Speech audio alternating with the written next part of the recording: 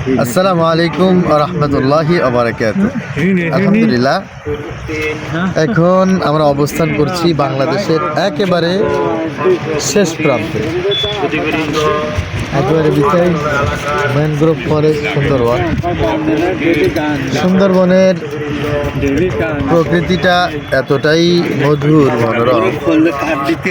যখন শীতের মৌসুম চলে আসে, এখানে হাজার হাজার দেশি বিদেশি পর্যটক যারা আছে তারা এখানে অবস্থান করে, দেখতে আসে যে সুন্দরবনকে আল্লাহ পাক রব্বুল আলামিন কি নিরুপমভাবে সাজিয়েছেন। এখানে উল্লেখযোগ্যভাবে কৃত্রিম তেমন কোনো কিছুই পাওয়া যায় না, সব কিছুই ন্যাচারাল, প্রাকৃতিক।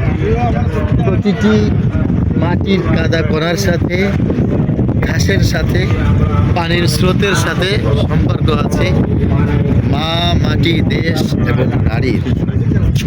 আলহামদুলিল্লাহ, সেই জিনিসটা উপলব্ধি করলাম, উপভোগ করলাম। আমার দীর্ঘ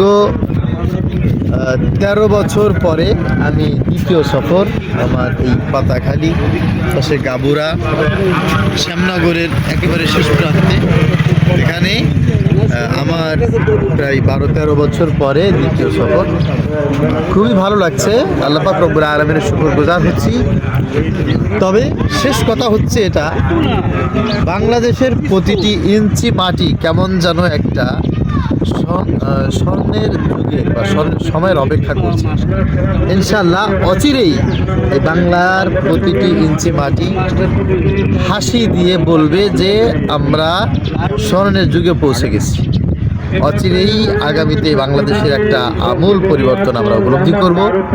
যে রাস্তাটি দিয়ে আমরা চলে এসেছি, এই রাস্তাটি এতটাই নির্গম যে ভাবতেই অবাক লাগে যে এখানে মানুষের জীবনযাত্রা কেমন হবে।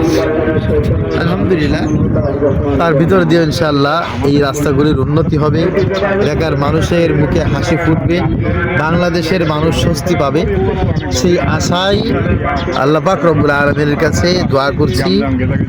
আসসালামু আলাইকুম ওয়া রাহমাতুল্লাহি ওয়া বারাকাতুহু।